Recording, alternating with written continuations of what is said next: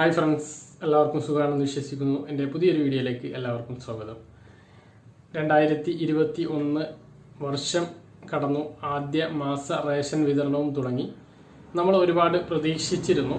സംസ്ഥാന സർക്കാരിൻ്റെ കയ്യിൽ നിന്നും കേന്ദ്ര സർക്കാരിൻ്റെ കയ്യിൽ നിന്നും കേന്ദ്ര സർക്കാരിൻ്റെ ഭാഗത്തു നിന്ന് ഗരീബ് കല്യാൺ അന്ന യോജന പദ്ധതി പ്രകാരമുള്ള അരി നീട്ടി നൽകുമെന്നുള്ളൊരു പ്രതീക്ഷ നമ്മൾക്കുണ്ടായിരുന്നു.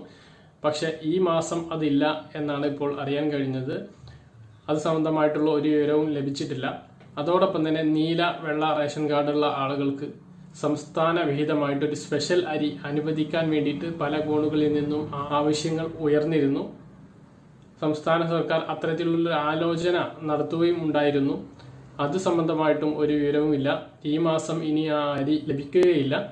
ഒരു 15 രൂപ നിരക്കിൽ 10 കിലോയോ 5 കിലോയോ അരി നീളുള്ള ആളുകൾക്ക് ലഭിക്കുകയാണെങ്കിൽ വലിയ ആശ്വാസമായേനെ. ഈ മാസം അതില്ല.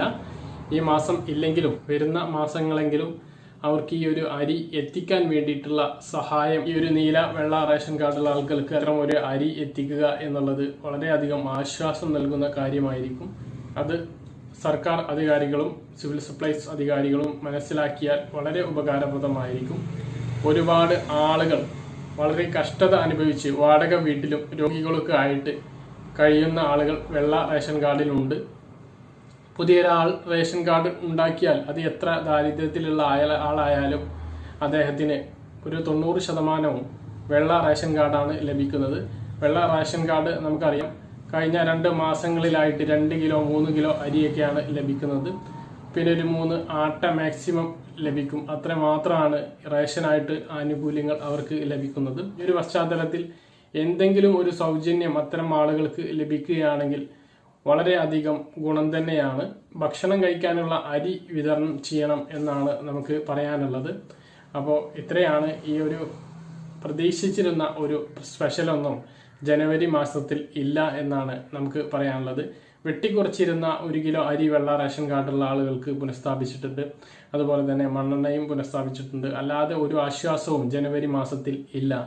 ഇനി ജനുവരി മാസത്തെ ഭക്ഷ്യ കിറ്റ് ലഭിക്കും. അത് ഈ മാസം തന്നെ കിട്ടുമോ എന്നുള്ളത് അറിയില്ല. കാരണം അതിൻ്റെ നടപടിക്രമങ്ങളൊക്കെ പുരോഗമിച്ചു വരുന്നതേ ഉള്ളൂ. അവസാനത്തോടു കൂടിയൊക്കെ ആയിരിക്കും ഇതിൻ്റെ ഒരു വിതരണം ഉണ്ടാകുക. കൂടുതലൊന്നും പറയുന്നില്ല. ഈ ഒരു അവസ്ഥ നിങ്ങളുമായി പങ്കുവെച്ചു എന്നുള്ളത് മാത്രം. ഈ ഒരു വീഡിയോ അധികാരികളിലേക്ക് എത്താൻ വേണ്ടിയിട്ട് നിങ്ങൾ മാക്സിമം ഈ വീഡിയോ ഒന്ന് ലൈക്ക് ചെയ്യുക, ഷെയർ ചെയ്യുക. അതുപോലെ തന്നെ എൻ്റെ ചാനൽ നിങ്ങൾ ആദ്യമായിട്ട് കാണുന്ന ആളാണെങ്കിൽ ചാനൽ സബ്സ്ക്രൈബ് ചെയ്യുക, ബെല്ലൈക്കൺ എനേബിൾ ചെയ്ത് വെക്കുക. മറ്റൊരു വീഡിയോ വീണ്ടും കാണാം. അതുവരേക്കും ബൈ.